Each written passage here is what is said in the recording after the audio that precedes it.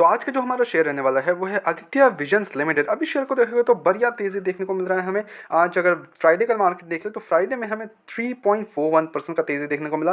5 दिन की बात करें 14% की तेज़ी है, एक महीने में 15% की तेज़ी, 6 महीने में 31% का बेहतरीन रिटर्न बना के दिया। और एक साल की बात करें तो यहाँ पे 29% का हमें रिटर्न देखने को मिल रहा है। वही 5 साल में देख ले तो 35% का ठीक ठाक रिटर्न देखने को मिल रहे हैं शेयर में। नाउ देखो, अब ये शेयर अभी अपने ऑल टाइम हाई के आसपास बैठा हुआ है। 583 का हाई लगाया था और 573 चल रहा है, तो अपने ऑल टाइम हाई के आसपास ही बैठा हुआ है शेयर।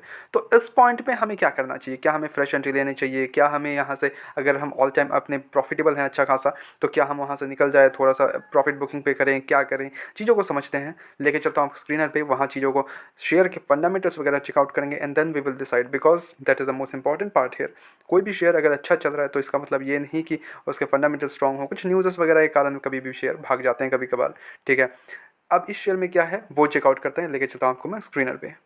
अब इस शेयर को देखोगे तो कंपनी करती क्या है? See, company is a trading of electronic items and is service oriented electronic retail chain in Bihar, dealing in consumer durables of all kinds, ठीक है, only in Bihar. It's not like यहाँ पे countries mention, sorry states mention है, but अभी के लिए यहाँ पे बिहार पे ही मेंशन है, ओनली एंड ओनली, ठीक है। Corporate worthy approx 1999, okay, but यहाँ पे चेकआउट करोगे तो मार्केट कैप इसका 7376 करोड़ का देखने को मिल रहा है। करंट प्राइस अपने हाई पे बैठा हुआ है, स्टॉक का पी ओवर वैल्यूड हो चुका है, ऑब्वियसली होना ही था बिकॉज अपने ऑल टाइम हाई पे बैठा है भाई। तो क्या एक्सपेक्ट कर रहे हो तुम यहाँ पे कि अभी भी अंडर वैल्यूड रहेगा? बहुत कम होता है ऐसा। डेप देख लें तो 480 करोड़ का देखने को मिल रहा है। डेप्ट इक्विटी 0.5 से थोड़ा सा अप है, 0.82 का देखने को मिल रहा है। अब यहाँ पे बैलेंस शीट चेकआउट करोगे तो 571 करोड़ का रिजर्व है कंपनी के पास, और यहाँ पे एट द सेम टाइम जो डेप्ट है वो 480 करोड़ का है, ओके। तो बहुत बड़ा कुछ डिफरेंस नहीं है, ठीक है। ऐसा नहीं है कि इनके पास रिजर्व्स काफ़ी ज़्यादा है एंड डेप्ट काफ़ी कम है, बिकॉज इसका डेप्ट इक्विटी 0.82 बनाता है, ठीक है। 1:1 हो जाता है, 1 पॉइंट हो जाता है, तो यहाँ पे एग्जैक्ट वैल्यू पे आ जाता है। वहाँ से ज़्यादा देखने को मिलता है तब तो बहुत बड़ा कॉशियस देखने को मिल जाता है। पीजी रेशियो 1 के ऊपर हो चुका है अभी तो, ठीक है।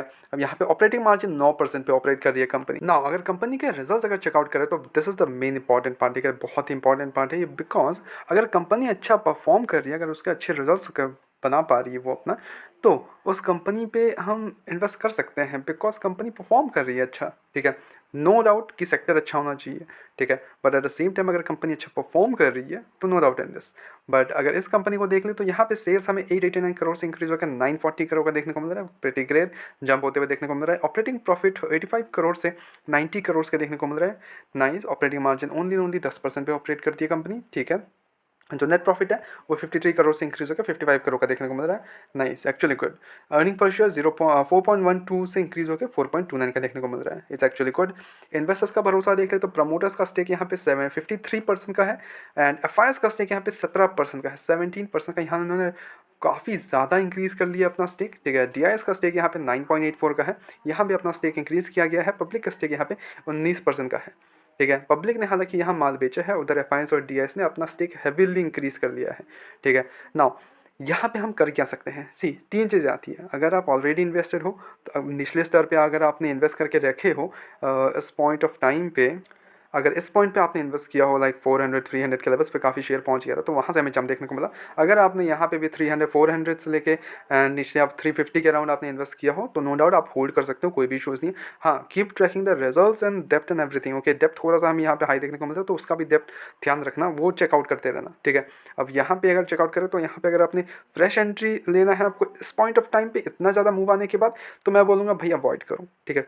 काफ़ी सारे शेयर्स मिल जाएंगे आपको, जाके उनको पकड़ो जो अभी गिरे पड़े हुए हैं, बट ये ऑलरेडी इतना बड़ा मूव दे चुका है, ठीक है। चीज़ों को समझो, ऑलरेडी इतना बड़ा मूव दे चुका है। हाँ, नो डाउट कि यहाँ से मूव हमें और देखने को मिल सकता है, मे भी आप देखने को मिल जाए, बट अगर वहाँ से हमें गिरावट देखने को मिल जाता है, बिकॉज कोई भी शेयर हमेशा नहीं भागता है, वो हमेशा एक लेवल्स पे पहुँचता है एंड देन वहाँ से हमें क्या देखने को मिलता है? प्रॉफिट बुकिंग देखने को मिलता है। फिर वहाँ पे फंस जाओगे आप, और वहाँ पे फिर फंसना बहुत ज़्यादा बुरा हो जाएगा आपके लिए, बिकॉज आप फिर वहाँ पे पैनिक सेलिंग करना पड़ेगा आपको। फिर मतलब आप क्या ही करोगे उस पॉइंट ऑफ टाइम पे कि आप इतना ज़्यादा लॉस पे जा रहे हो कि आप सोच भी नहीं सकते, ठीक है। क्योंकि शेयर अगर गिरने लग जाए ना तो 10% एक दिन में गिर जाता है, ठीक है। तो वो बहुत इंपॉर्टेंट है ना। अगर ऑलरेडी इन्वेस्ट है तो भाई छोड़ दो, कुछ नहीं करना है, ठीक है। हाँ, अगर आपने एवरेजिंग वगैरह करना है कि हाँ चलो ठीक है यहाँ से भी हमें अच्छा मूव दे सकता है, आपने नीचे लेके रखा हो मे बी 300-400 के लेवल्स पे, अगर आपको चाहिए कि ओके मैं इसको प्रॉफिट बुकिंग कर सकता हूँ, तो देखो यहाँ पे अगर एवरेजिंग करना है तो गो है, डू सम एवरेजिंग, आपको कर सकते हो, but at the same time आपका लॉन्ग टर्म पर्सपेक्टिव होना चाहिए शेयर में। एंड अगर आपको प्रॉफिट बुकिंग करना है तो थोड़ा थोड़ा करके लिटिल बिट आप प्रॉफिट बुकिंग कर सकते हो। ऑलरेडी बहुत बड़ा मूव आ चुका है, तो सून न सून एकदम न सून न सून हमें एक अच्छा खासा फॉल देखने को मिलेगा शेयर में। ऑब्वियस सी बात है, बिकॉज कोई शेयर हमेशा नहीं भागता है। जस्ट टू बी नोटिस, कोई भी शेयर एक दिन में हमेशा नहीं भागते रहता है, वो कभी ना कभी प्रॉफिट बुकिंग होता है, कैसा भी शेयर हो। ठीक है ना, यहाँ मेरी तरफ से कोई भी बाय एंड सेल रिकमेंडेशन बिल्कुल भी नहीं होते मेरे वीडियोस में, तो please take it as a suggestion. अपने एजुकेशनल पर्पस के तौर पे लो वीडियो को, and then go head do your own research and then make the investment blindly. किसी भी शेयर में किसी ने भी बोल दिया बोल के इन्वेस्ट मत करो जाके, ओके। तो ये प्रिकॉशन लेके चलना, ओके। मिलता है नेक्स्ट वीडियोस में। Don't forget like the video and subscribe the channel.